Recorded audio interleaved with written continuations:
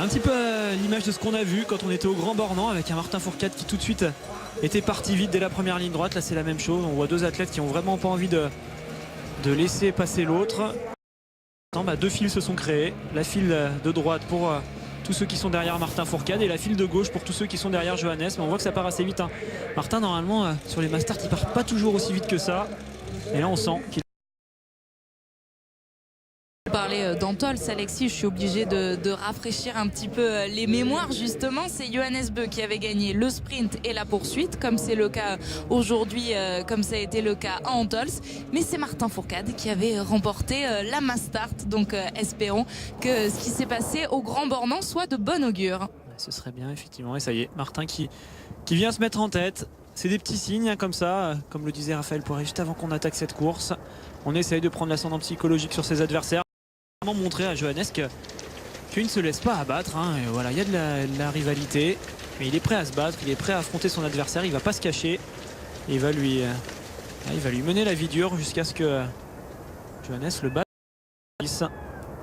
Vous avez vu dans ce gros groupe le nombre de Français. Ils sont 6 avec Simon Détieux et Quentin Fillon-Maillet, Antonin Guigona qui sont un peu plus aux avant-postes, et puis Émilien Jacquelin avec le dossard 26, Simon Fourcade avec le dossard 29. Quelle stratégie adopter dans cette première boucle où ils sont forcément au bout de ce groupe? Ils sont un petit peu éparpillés tout au long de ce groupe, les Français. Il y en a certains qui sont devant comme Martin, il y en a qui sont un petit peu aux avant.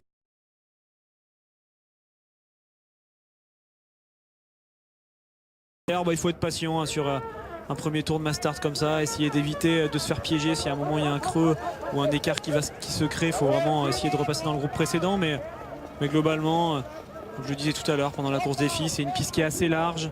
On a de la place pour se replacer, on a de la place pour skier, donc en général ça frotte un petit peu moins que sur certaines autres Mastart. Et on a déjà vu un athlète ou deux partir complètement dernier, comme la position qu'occupe actuellement Simon Fourcade, et puis quand même gagner la Mastart. C'est pas toujours gênant d'être derrière comme ça dans le premier tour. On l'a vécu sur la course des filles, toutes les favorites étaient là. Sur cette course des garçons, il y a quelques absences, et une absence notable, celle du champion du monde de la discipline, tout simplement Simon Schempp, l'Allemand, qui a décidé de ne pas prendre part à cette Mastart. Alors on se demande un petit peu ce qu'il fait Simon Schempp. C'est vrai que depuis le début de la saison, il a pas été au niveau auquel on l'attend. Il est malade. Se préparer pour les Jeux Olympiques, je sais pas, ça, on n'a pas toutes les informations. Les équipes avant les Jeux Olympiques gardent un petit peu les secrets au sein de leur équipe, mais c'est vrai, Simon Schempp a choisi de ne pas participer à cette épreuve, contrairement à d'autres Allemands. Il y en a quand même pas mal des Allemands, ils sont 4 il me semble, et 6 Norvégiens. Donc on a vraiment les deux grosses nations de ce début de saison chez les hommes, les Norvégiens et les Français au classement nation. C'est les deux nations occupe la première place et la deuxième place. Cette rivalité, bien sûr, elle a lieu entre Martin et Johannes, mais aussi entre les autres athlètes français et norvégiens.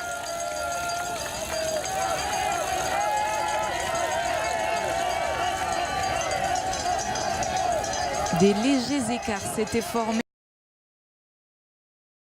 Ce n'est pas du tout le cas du côté des garçons pour l'instant. Vous le voyez, on voit leur passage à l'intermédiaire, mais leur différence se compte évidemment. Seconde à chaque fois, c'est un bloc très groupé. Un peloton emmené par Martin Fourcade qui skie à son rythme devant, qui fait sa trace, qui fait sa place.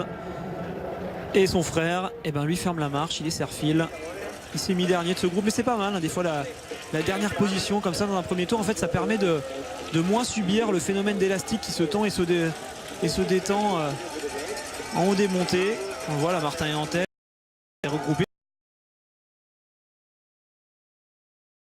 En étant en dernière position, il subit moins ce phénomène, il peut un petit peu plus gérer sa vitesse et contrôler à distance ses adversaires.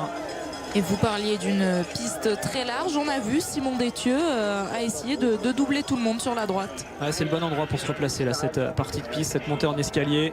C'est vraiment très très large, c'est rare d'avoir une piste aussi large, donc à cet endroit, alors on est un petit peu moins dans la forêt, il n'y a pas d'arbres sur le côté ni rien qui vous gêne, donc c'est vraiment le pour passer. Et Simon Détieux en a profité, il a eu bien raison.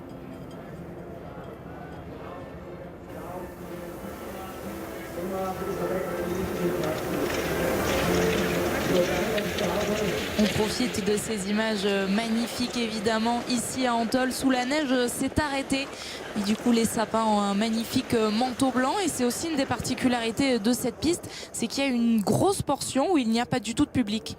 Ouais, quand on a des pistes où parfois on a du monde tout autour de la piste, et ben là les zones spectateurs sont vraiment restées à certains endroits. Alors c'est génial, on a une superbe tribune qu'on appelle un peu le mur ici avec énormément de spectateurs dans cette grosse tribune qui est sur le stade, mais on a aussi ce cœur, voilà, c'est vraiment le cœur d'Antols.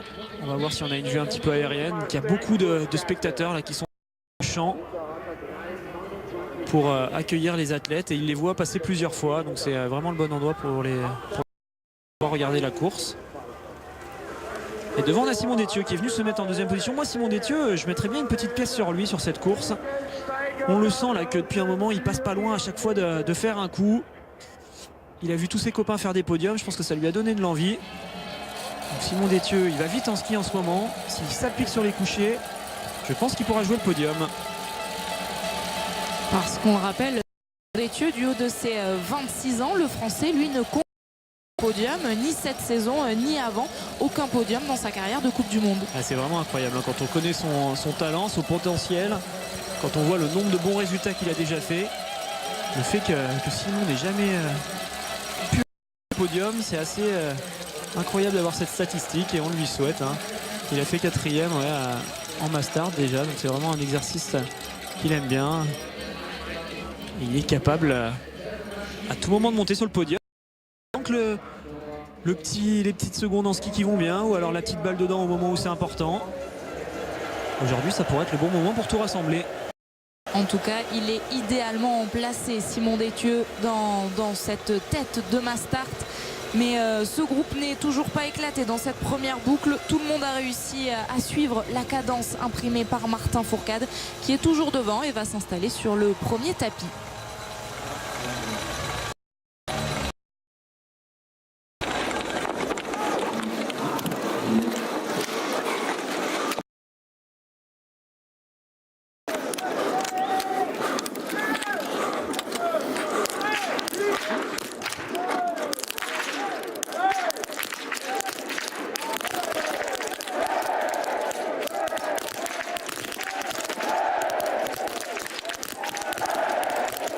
Magnifique le 5 sur 5 de Simon Détieux, vous aviez raison de parier sur lui.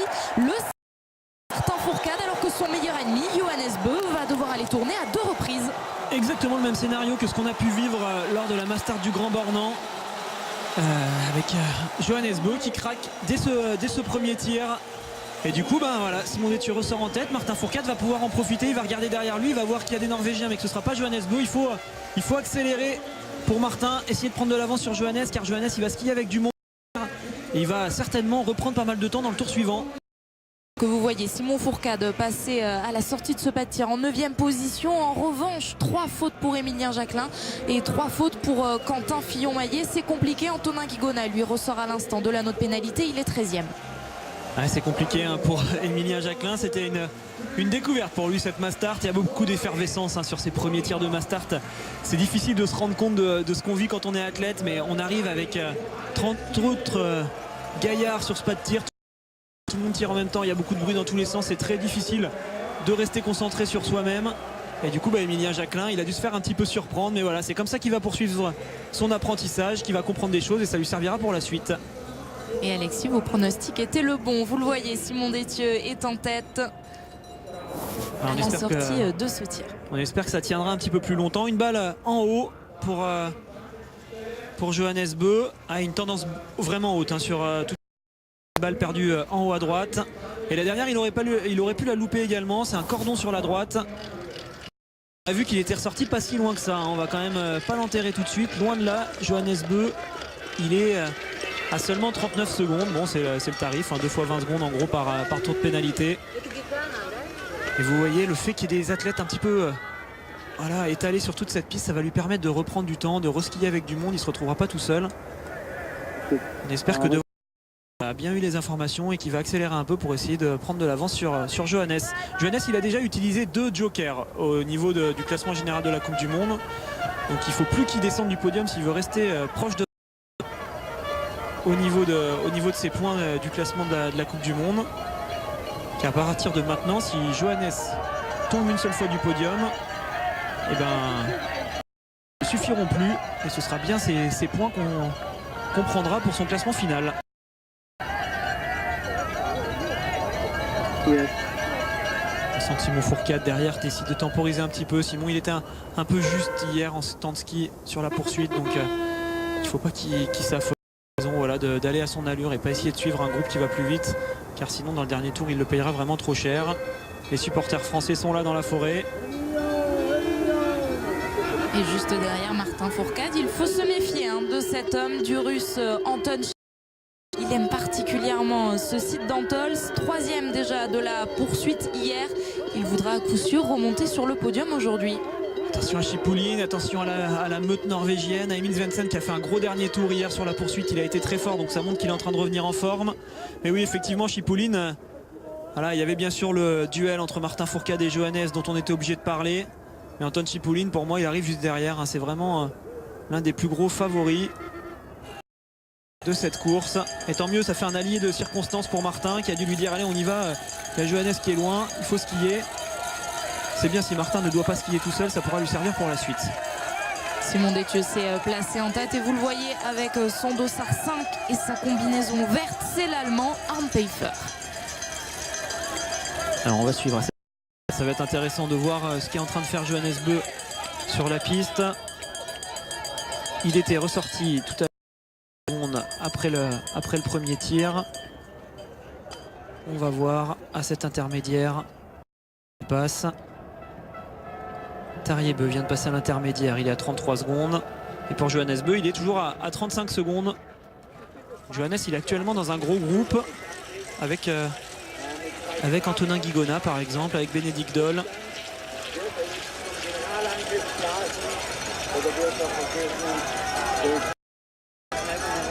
Alors qu'on voit Martin à l'attaque qui va reprendre les devants. Il est suivi par ce replacement qu'il fait.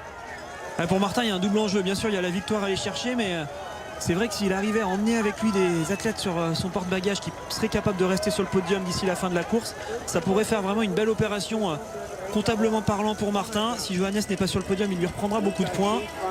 Donc voilà, deux tactiques de course complètement différentes. Ça y est, Johannes est revenu sur son qui est juste devant lui avec le dossard 6. Tarjei va peut-être aider un petit peu son frère là, il va bien faire la relance. Ça va permettre à ce gros groupe avec quand même pas mal de bons skieurs. C'est un groupe où il y a vraiment du niveau en ski. Donc normalement ils sont capables de reprendre un peu de temps sur la tête. Et on a vu juste derrière le Norvégien, il y a Anton qui résiste. Il disait la dernière fois s'être fait humilier par Johannes Bø. Là c'était dans un relais, souvenez-vous. Là il tient le coup pour l'instant le Français. Dernier tour de Johannes lors du relais de Ruhpolding où pourtant Antonin avait vraiment fait une course merveilleuse. Et voilà, c'est 7 athlètes qui sont en tête. Juste derrière, on a le groupe de Simon Fourcade normalement. Martin, là, voilà, regardez comme il est en train de faire. Il regarde vers la piste en fait qui est au-dessus de lui. Il est en train d'essayer d'évaluer l'écart qu'il a avec Johannes. Et il a vu que Johannes n'était toujours pas sorti de la forêt. Donc ça va lui donner de la confiance. Martin, il sait qu'il a de l'avance. C'est lui qui a les cartes en main. Il faut vraiment continuer d'aller essayer d'éviter d'aller sur cette année de pénalité pour l'instant pour garder cette avance. Oui, car vous le disiez hier lors de la poursuite, c'est encore plus facile de mettre les balles quand on est en pleine confiance, quand on est... Pas encore le cas de Martin, on lui souhaite, quand on est seul en tête dans une course à confrontation. Ouais, hier Johannes avait tellement d'avance qu'il avait aucun souci à se faire, donc il pouvait arriver vraiment très relâché sur ses tirs, se détendre et bien tirer. Bon, Martin, là il y a encore beaucoup de monde autour de lui, Il y a 6 adversaires qui vont s'installer en... Il y en a d'autres qui vont arriver juste derrière, donc il va y avoir du bruit, il va y avoir de l'excitation. Martin connaît ça. Il faut rester bien concentré dans sa bulle, essayer de justement ne pas trop penser à Johannes Bø qui tire, essayer de construire les choses et c'est comme ça qu'il restera devant.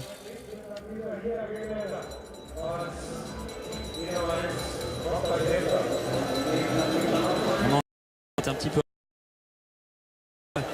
de s'adapter à la lumière ambiante, d'habituer ses yeux à la visibilité qu'il va avoir quand il sera derrière sa carabine.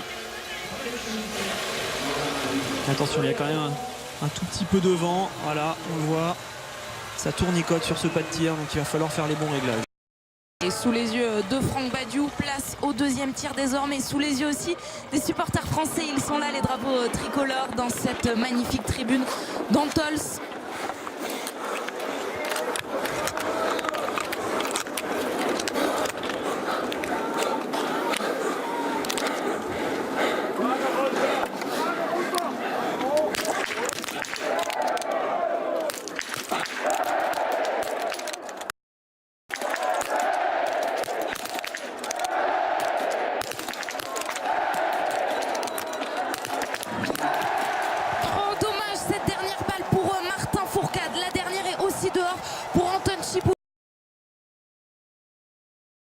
Devant. Ah oui, vraiment dommage, celle-là, elle est pas belle cette dernière balle, là, c'est dommage. Je pensais qu'il repartait avec le 5 sur 5, qu'il avait fait le plus dur, Martin. Malheureusement, il faut aller perdre 25 secondes par rapport à ses adversaires sur un autre pénalité, alors qu'on suit avec attention le tir de Johannes. Il fait une nouvelle erreur. Martin peut quand même faire vraiment une belle opération sur cette course.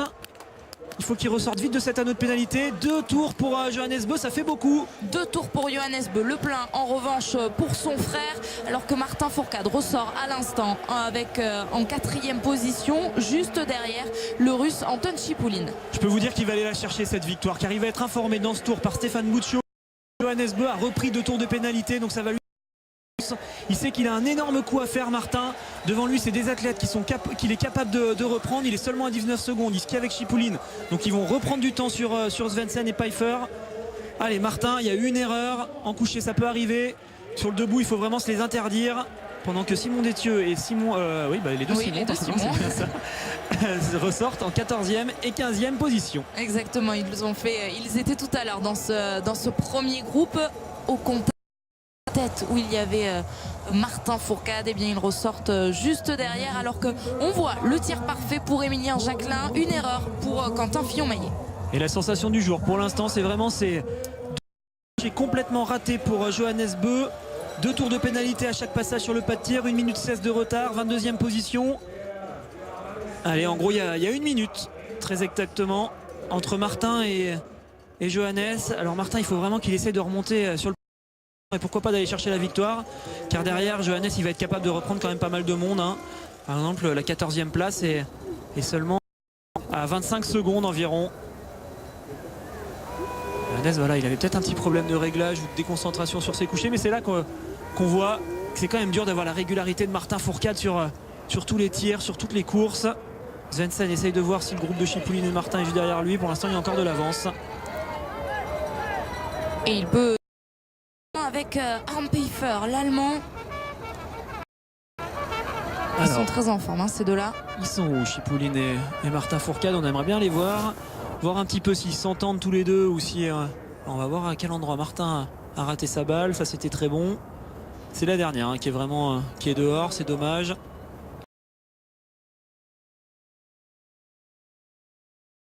Sur la gauche, voilà, c'est vraiment une erreur de déconcentration de la part de Martin, car son tir était très bon, c'était bien centré.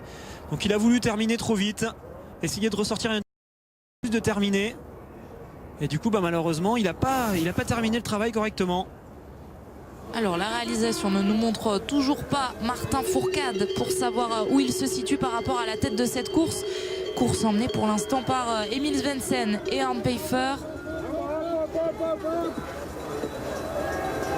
On va avoir des intermédiaires assez vite, mais Svensson du coup il skie, il a raison, il ne faut pas attendre les autres, essayer de prendre de l'avance tout de suite.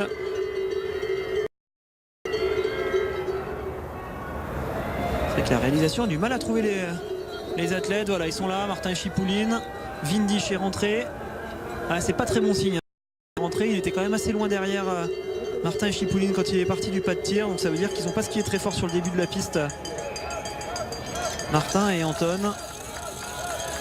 Alors justement, l'intermédiaire va nous dire précisément l'écart qui les sépare désormais, les secondes qui séparent et Arne Pfeiffer de Martin Fourcade, Anton Chipoulin et Dominique Vindisch. 18 secondes, il y en a désormais 15, ils ont réaccéléré un petit peu là, ça se voit, Martin s'est mis devant, Vindisch est au point de rupture, on sent qu'il s'accroche pour essayer de rester dans les skis de ses deux adversaires. Martin, il faut vraiment qu'il pense à rien du tout qu'à qu'à sa course. Car ça pourrait être vraiment la bonne opération dont il a besoin pour le classement général, cette course.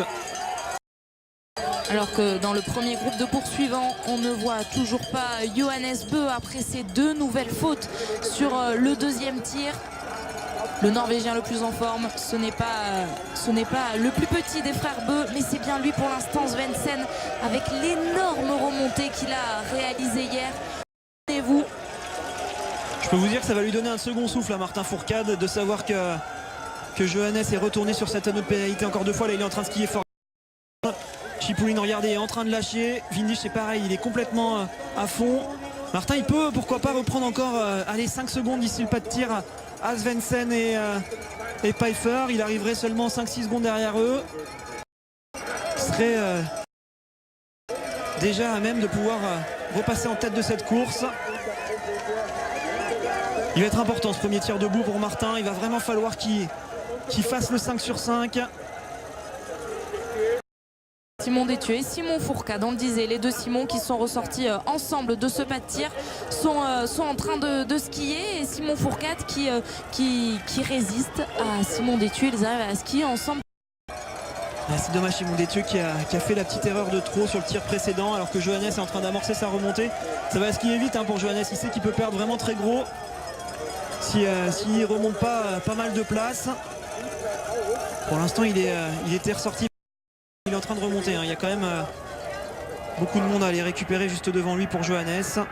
Il va falloir qu'il s'emploie et qu'il arrête de commettre des erreurs sur le pas de tir.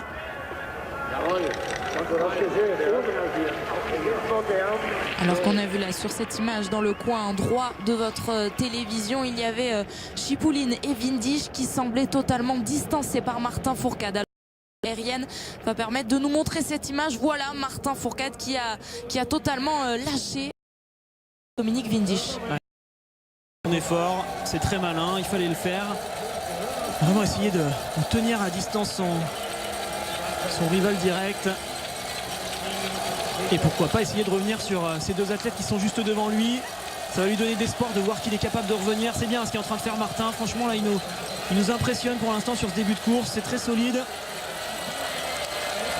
Voilà, il a repris encore 5 secondes. C'est ce qu'on espérait. Il est avec un 5 sur 5, il sera juste derrière eux. Oui, des adversaires qui seront devant lui avec le 5 sur 5. Un tir rapide, Martin Fourcade pourra les rattraper dès la boucle suivante. Ouais, effectivement, il pourra les rattraper sur la piste, même si Arne Pfeiffer et Emil Svendsen font un 5 sur 5. Si Martin le réalise lui aussi, même s'il y a un petit peu d'écart après le tir, Martin, je pense, combler cet écart sur la piste dans le tour suivant.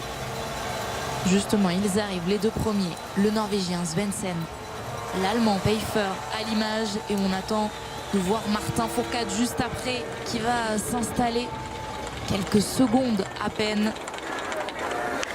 après eux lors de ce tout premier debout. Allez, c'est parti, le révélateur des tirs debout.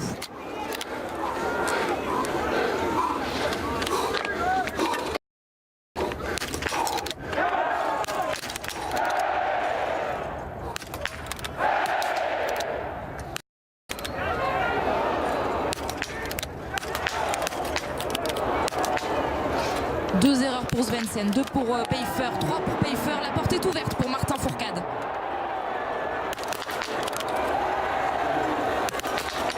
Oui, le 5 sur 5 pour Fourcade. Magnifique ce tir. Il va pouvoir reprendre la tête de... Il faut aller la chercher celle-là, montrer qui c'est le patron du biathlon mondial, qui c'est le grand champion. Martin va ressortir seul en tête, et vraiment tout seul en tête. Autour de lui, ça a beaucoup loupé. Il faut vraiment aller...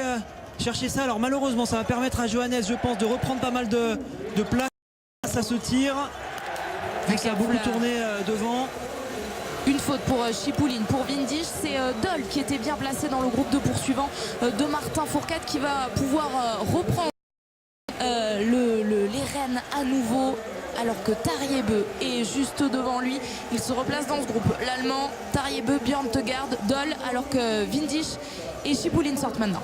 Et le 5 sur 5 pour Johannes Bø, qui va reprendre vraiment beaucoup de monde. Il va ressortir en 10e place. Il a comblé une partie de de son écart. Alors pas en termes de temps, par contre en termes de place, et c'est surtout ça qui va compter sur cette course. C'est qui va séparer Martin Fourcade et Johannes Beu à l'arrivée. Ça permettrait vraiment à Martin d'avoir un petit peu d'air juste avant les JO au niveau du classement général de la Coupe du Monde. On le rappelle, la Coupe du Monde, ça s'arrête ce soir dans un premier temps. Pendant les Jeux Olympiques, le classement de la Coupe du Monde sera figé. Les courses des Jeux Olympiques n'auront aucune influence sur le classement général de la Coupe du Monde, peu importe les résultats. Et puis derrière, on arrivera à partir de Kontiolahti, la première course du mois de mars, pour vraiment les 3 dernières Coupes du Monde. Et c'est là qu'on jouera le classement général de la Coupe du Monde entre les deux athlètes. Et si Martin récupérait quelques petits points d'avance juste avant d'aller en Corée, ce serait vraiment parfait. Un mot sur les Français que vous avez vus en double fenêtre. Simon Détieux est ressorti en 9e position. Une erreur pour Émilien Jacquelin et le sans faute pour Quentin Fillon-Maillet, alors qu'on revoit le tir parfait de Martin Fourcade. Très appliqué Martin, très attentif à ce qu'il est en train de faire. Il est fort dans ce tour, c'est là que ça va se jouer pour Martin. Prendre de l'avance, garder de l'avance, arriver un petit peu à l'image de ce qu'a fait hier Johannes, avec beaucoup d'avance sur le dernier tir, de pouvoir se relâcher, d'être détendu, de savoir qu'il a vraiment les cartes en main pour cette victoire.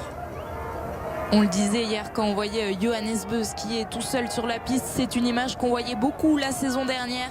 Et bien voilà, Martin Fourcade remet un peu les pendules à l'heure dans cette boucle, seulement. Là on l'a vu tout seul, mais ses premiers poursuivants ne sont pas bien loin. Ils sont environ à 23 secondes. Ils sont sortis à 23 secondes en tout cas. On va voir au prochain intermédiaire. La tendance, c'est Bjørn Tegard qui fait vraiment la belle course pour la Norvège. Il y a de la sélection dans l'air pour les Norvégiens, pour aller chercher une place de titulaire sur une des courses lors des Jeux Olympiques. Bjørn Tegard pour l'instant c'est le 6e homme pour cette équipe de Norvège, mais s'il arrivait à rester sur ce podium, venir prendre une place au dernier moment. Bel effort de Martin. Ses adversaires ne le voient pas là quand ils sont sur la piste. Donc on est en forêt, on voit pas très loin. Du coup regardez, ils arrivent et Martin n'est déjà plus là, donc ils n'arrivent pas à se rendre compte à quel point Martin a de l'avance ou non. Et ça ça joue plutôt en faveur du Français. On disait que ce serait un match France-Norvège. On a vu tout à l'heure Martin qui était en train d'aller essayer sur Emil Svensson qui était devant lui. En début de course, on disait qu'il allait essayer Johannes Beu. Et bien les Norvégiens, ils sont toujours en train de vouloir chasser le Français avec Bjørn Tegard et Tarjei Bø. Alors le passage à l'intermédiaire, on va tout de suite vérifier si les 23 secondes qu'ils avaient à la sortie du pas de tir se sont accentuées ou réduites. Ouais, ça s'organise bien derrière pour la Norvège. Ils prennent vraiment des bons relais là tous les deux. Et Bjørn Tegard s'entendent, c'est des amis dans la vie, voilà. L'écart par rapport à Martin Fourcade. On a vu que Bjørn Tegard avait fait le début de la piste. Actuellement c'est Tarjei Bø et je pense qu'ils vont réinverser leur position un petit peu plus loin sur ce parcours. Dole Windisch 4e et 5e, et Anton Chipoulin qui tout à l'heure était bien placé pour jouer mieux qu'une 6e place se retrouve aujourd'hui dans cette position. Là, entre Chipoulin et Fak, on joue la 3e place du classement de la Coupe du Monde, donc c'est important d'aller chercher des points sur cette course.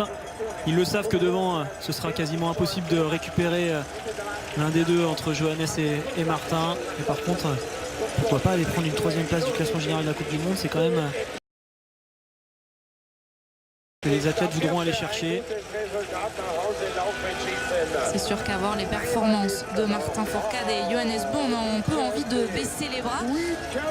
Ils ont tout simplement toutes les victoires de cette Coupe du Monde, presque toutes. Seul Tarjei Bø s'était imposé lors du sprint d'Östersund, mais toutes les autres sont pour Johannes Beu et Martin Fourcade. Espérons que ça dure. Et attention derrière, regardez, vous le voyez à l'image. Johannes Beu est en train de reprendre beaucoup de temps, beaucoup de monde sur la piste. Il est désormais plus qu'à 50 secondes de Martin Fourcade. Il skie fort. Il est capable d'aller chercher son 5 sur 5 sur le dernier tir. Et grâce à ce 5 sur 5, il pourrait, pourquoi pas, là voilà, il passe en 9e. Il pourrait malgré tout terminer dans le top 5 avec un sans faute au dernier tir. Donc il faut vraiment que Martin fasse le plein. Sinon derrière, l'écart entre les deux athlètes et entre lui et Johannes sera beaucoup plus faible que ce qu'on pourrait espérer. 22 secondes d'avance quand il va dire, en gros c'est C'est une balle d'erreur, même pas de marge pour Martin Fourcade, Bjørn et Tariebø. Comprenez, une toute petite marge pour Martin Fourcade. L'idéal serait évidemment le 5 sur 5, ne pas faire d'erreur pour pouvoir s'envoler vers cette victoire.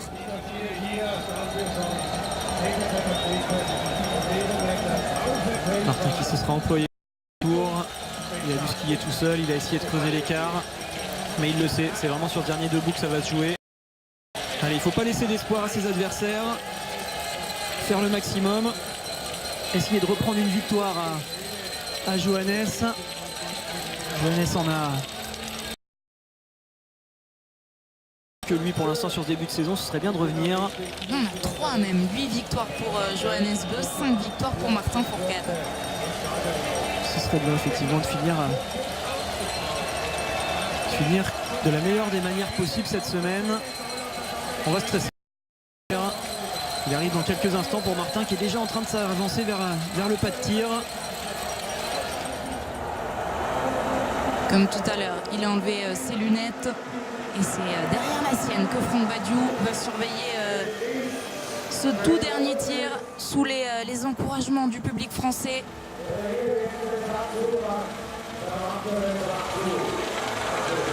La tension est à son comble à Antols dans ce... Il faut le 5 sur 5 à Martin pour aller remporter cette Mastart.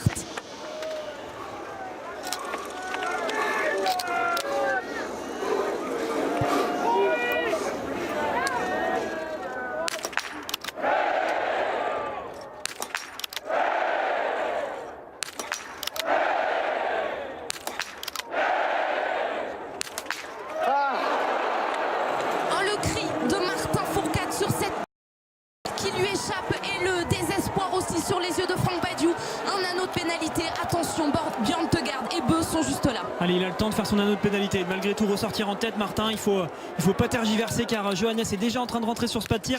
Il était magnifique le tir de Martin Fourcade. Il n'y avait que des balles dans la cible. Heureusement, cette dernière, il l'a lâché un petit peu trop vite. Ça tourne pour Johannes et Bjørn Tegard. Je pense que pour la victoire, Martin normalement devrait s'en... Un autre pénalité pour Bjørn Tegard aussi, pour Dole, les 2 tours pour Windisch. Oui, Martin Fourcade va pouvoir aller s'envoler cette nouvelle victoire.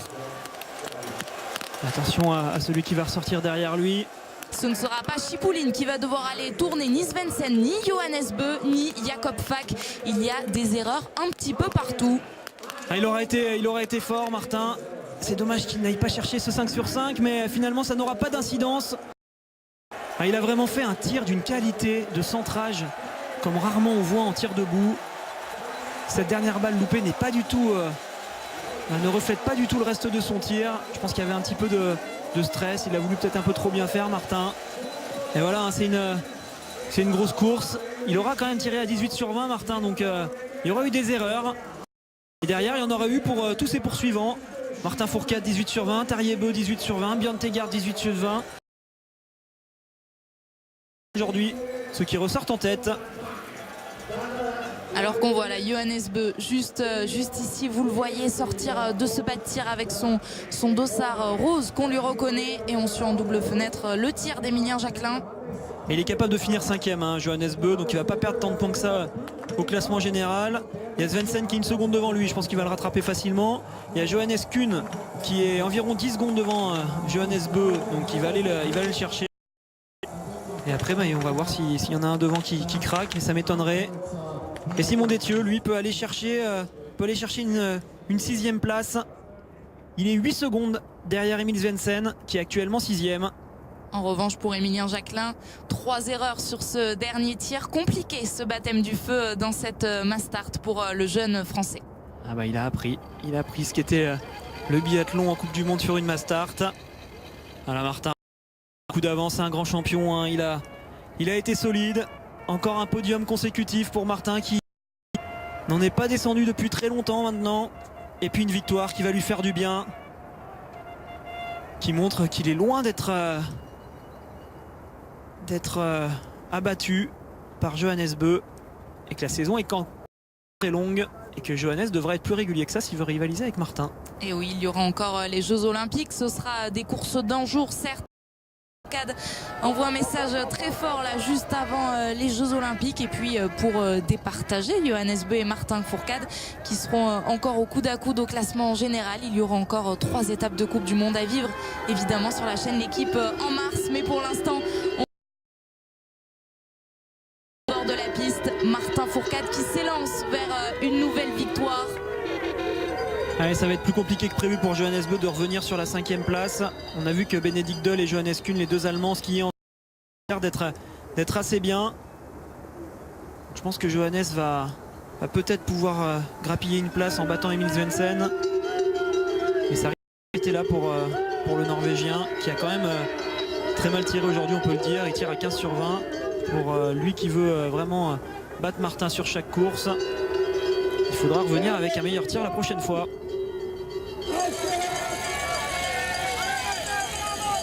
Mais ce match France-Norvège a bien lieu aujourd'hui, mais cette équipe de Norvège est aussi extrêmement à la chasse pour Martin Fourcade, et pour l'instant pour truster le podium il y a bien ces 2 hommes que voici, Tarjei Bø et Erlend Bjørtegaard.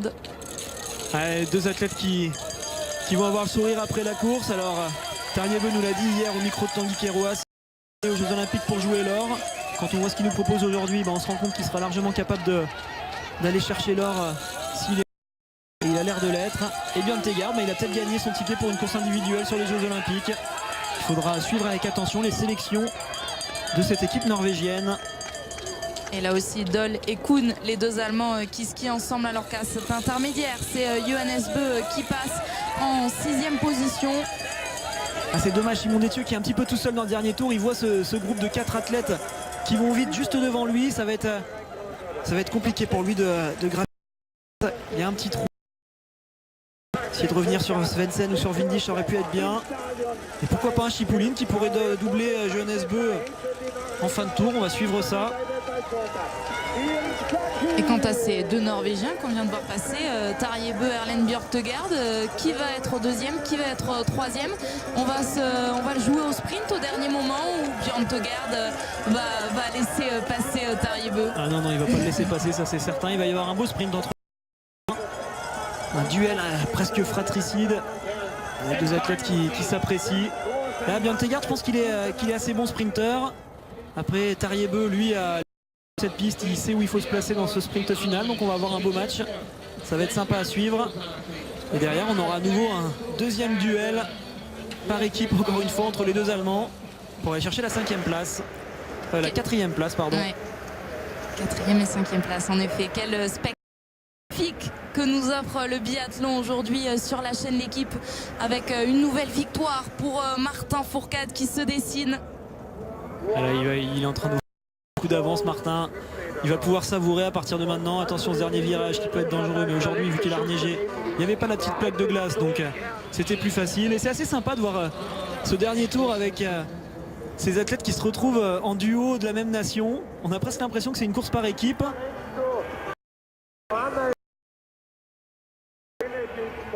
Et on a voilà les 3 grosses nations du biathlon mondial qui sont aux avant-postes, avec la France et le chef de file Martin Fourcade. Et derrière, la Norvège et l'Allemagne. Nous allons vivre un magnifique finish sur la chaîne L'équipe. Juste le temps pour moi de vous rappeler la soirée exceptionnelle qui vous attend demain sur notre antenne. De l'équipe du soir, 19h45, une soirée spéciale avec les meilleurs moments de Mémé. Et puis à 22h30, un ancien président de la République en tant que président de l'équipe du soir, ce sera Nicolas Sarkozy. D'ici là, plein de cadeaux à gagner sur le site de la chaîne, et un cadeau aussi qui concerne la neige, c'est le jeu concours sur l'équipe.fr. Et Bjørtegaard qui commence à prendre l'ascendant sur Tarjei Bø qui est au rupteur. Là, il arrive difficilement à suivre son compatriote. Petit avantage pour Bjørtegaard qui semble un peu plus fort. On va voir si Tarjei arrive à se refaire un petit peu une santé dans cette descente et à se décaler. C'est ce qu'il est en train de faire, Tarjei Bø. Le sprint n'est pas terminé.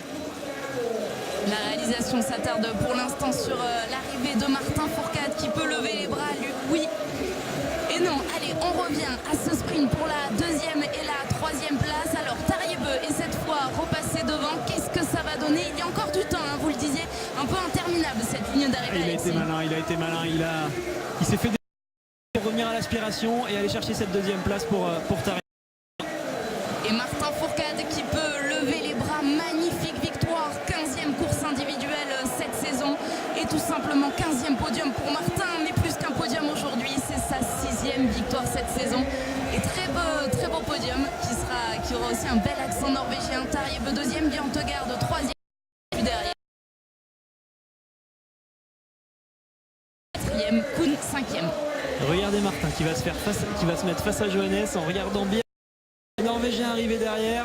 Très belle opération comptablement parlant pour le classement général pour Martin. Il se rassure, il montre qu'il est encore le patron. Dernière course avant les Jeux Olympiques. On ne pouvait pas rêver mieux pour Martin sur cette course. Johannes Beu, 6e seulement de cette mass start aujourd'hui, alors qu'on suit l'arrivée des autres Français. Simon Détieux est le 2e meilleur Français, il est 10e aujourd'hui. Simon Détieux qui aura perdu au mauvais moment malheureusement avec son deuxième tir couché qui a été un peu difficile, mais ça reste une très belle course. Il aura fait une belle semaine, Simon Détieux. Il est régulier quand même depuis le début de ce mois de janvier. Il fait vraiment de belles choses. Simon, il fera partie des outsiders pour chaque course lors des Jeux Olympiques pour monter sur le podium et avoir une médaille. Ouais, et qui sait, le podium tombera peut-être au meilleur des moments, en effet, alors qu'un autre Simon Fourcade, lui est 20e. Regardez l'arrivée des Français se succèdent ici à Antols sur cette mass start. Quentin Fillon-Maillet est 21e aujourd'hui. Avec un 17 sur 20 donc pour Simon Détieux, un 18 sur 20 pour Martin Fourcade, on en parlait tout à l'heure. Pour Simon Fourcade aujourd'hui c'est un 17 sur 20. Quentin Fillon-Maillet un 15 sur 20. Et puis pour Émilien Jacquelin, on va attendre un petit peu, mais pour lui aujourd'hui ça a été une leçon dans le grand bain et il repart à 20 Émilien. Et le voici justement à l'image. Qui va terminer. Antonin pour lui aussi, il aura eu quelques pénalités. Il a tiré avec 6 erreurs. Et il profite quand même de son arrivée, hein. Il salue cette tribune. Tout le monde le fait d'ailleurs, qu'on appelle le mur, vous le disiez Alexis, et à juste titre. Magnifique ambiance ici aujourd'hui qui va célébrer le très beau podium. Fourcade, un nouveau podium, mais surtout une nouvelle victoire. Il l'a encore prouvé. On disait qu'on espérait une course comme au Grand Bornand. Et bien voilà, les scénarios se répètent sur la Coupe du Monde de biathlon. Et une information vraiment très intéressante. Martin Fourcade est seulement à 24 secondes en temps de ski de Johannes Beu. Johannes Beu aujourd'hui il a fait la course en ski à fond du début à la fin. Il fallait vraiment qu'il regagne du temps, donc à aucun moment il a pu couper son effort. Et vous avez vu l'arrivée de Martin. Martin il a fini vraiment très tranquillement. Au moins 10 secondes largement sur Johannes dans la dernière ligne droite. Donc ça c'est intéressant. Ça montre que l'écart à ski entre Martin et Johannes sur cette course est vraiment beaucoup plus faible qu'en début de semaine. Martin Fourcade nous avait prévenu, il allait monter en puissance ici à Antols. Il n'aimait pas beaucoup les premières courses. Dès le sprint, ça a été compliqué. Enfin, compliqué. Du compliqué pour Martin Fourcade. C'est pas si compliqué que ça, puisque c'était quand même une deuxième place. Il ne faut surtout pas banaliser les exploits que nous fait Martin Fourcade. Et regardez Émilien Jacquelin, on le disait pour son baptême du feu, il est bien là. Cette fois c'est lui, je ne me trompe pas. Et bien voilà, il vivra une magnifique ligne d'arrivée devant cette tribune. C'était une première mass start en carrière compliquée pour Émilien Jacquelin, mais il termine aujourd'hui 28e, le meilleur français. Il est premier. C'est Martin Fourcade, magnifique victoire de Martin aujourd'hui. Ce qui est dernier.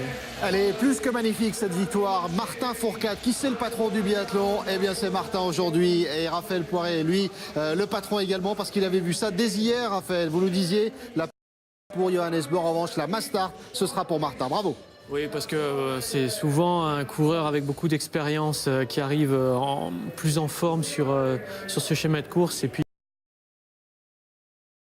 donc il l'avait dit qu'il arriverait en puissance, et puis je pense que Johannes il commence à être fatigué un petit peu mentalement. Le débrief complet bien sûr, on va rester sur les images en direct pour vivre le podium. Martin Fourcade sur la plus haute marche du podium aujourd'hui pour la dernière mass start avant les Jeux Olympiques. Évidemment que ça aura son importance dans ce duel. Johannes Beu. La première réaction de Martin au micro de Tanguy Carroisse également dans quelques instants. Mais qu'est-ce que c'est bon de vivre une telle course, Anne-Sophie et Alexis. Le grand Martin Fourcade, juste au bon moment. Dernière course avant les Jeux. Exactement, le grand Martin Fourcade. On disait hier que quand on voyait Johannes Beu comme ça en tête de la poursuite, ça nous rappelait le grand Martin justement de la saison dernière. Et voilà, ça y est, on l'a retrouvé, il remet les pendules à l'heure et ça nous donne vraiment le sourire. Ah ouais, ça fait plaisir de voir Martin dominer cette course. Alors, bon, Johannes a commis de grosses erreurs tout de suite, ça l'a un petit peu sorti de cette course, mais Martin a été régulier, il a réussi à rebondir quand il fallait se réadapter dans cette course. Alexis, on a revu également, on a finalement retrouvé le scénario du Grand Bornand sur la Mastart. Avant la Mastart, Johannes menait par rapport à Martin. Et dans la confrontation directe sur la course des rois, eh bien c'est Martin qui prend l'ascendant. Effectivement, c'est vraiment... Il veut se mettre en tête, il veut montrer à Johannes qu'il est prêt à se battre. Et Johannes, ça doit peut-être le déstabiliser un petit peu, lui qui se dit allez, j'ai fait le plus dur, maintenant j'ai vraiment montré à Martin que j'étais plus fort que lui. Non, il n'est pas encore plus fort que Martin. Et puis ça se voit, comme je le disais sur les temps de ski, c'est très rassurant de voir que Martin recolle à Johannes qui lui a fait la course de bout en bout aujourd'hui. Johannes qui sera quand même concerné par la cérémonie des fleurs, le podium à suivre d'ici quelques instants en direct. C'est important pour le classement de la discipline, c'est important également pour le classement général. Martin Fourcade avec le dossard jaune de leader de la Coupe du Monde, à l'aise avant le coup d'envoi des Jeux Olympiques. Oui, c'est bien, il va pouvoir courir aux Jeux Olympiques avec ce dossard jaune. Après, je ne pense pas qu'il puisse courir avec le dossard jaune, mais au moins il est psychologiquement. Il est leader de la Coupe du Monde. Je pense que c'est quelque chose qu'il apprécie énormément. Pourquoi c'est à ce point Martin qui domine dans la lutte directe avec Johannes sur les Mastart, Raphaël? Ça se joue sur le mental, ça se joue sur le défi que met Martin à Johannes? Je pense que c'est l'intensité que met Martin sur ses courses. Donc on a bien vu sur ce premier tour, il se met devant, il se fait voir. Et puis où je trouve que Johannes il a pris énormément de temps pour lâcher sa première balle. Martin était plus rapide sur cette première balle. Je pense que ça a peut-être mis un petit peu de pression à Johannes. On va le revoir le premier tir justement dans un instant. Pendant qu'on revoit l'image du jour, c'est Martin Fourcade qui franchit la ligne d'arrivée. Très zen, il n'en rajoute pas Martin. C'est à signaler également Alexis. Non, mais c'est Martin. Voilà, quand on le cherche, il répond, mais sinon c'est pas quelqu'un qui agace les autres. C'est quelqu'un qui est fair play, qui aime se battre. Aujourd'hui, il a travaillé, il a répété dans sa tête plusieurs fois cette course, il voulait vraiment aller la chercher, il a réussi à le faire, donc il a juste envie de profiter, de montrer qu'il est là et qu'il sera en place pour les Jeux Olympiques et à défendre ses titres. Et aujourd'hui, on peut dire que c'est Martin Fourcade qui a encore battu Johannes Beu dans ce duel entre les deux géants du biathlon cette saison. On va revoir, Raphaël, vous vouliez le premier tir couché qu'on va revoir dans un instant et vous nous réexpliquez pourquoi, selon vous, qu'est-ce qui fait que ton premier tir là?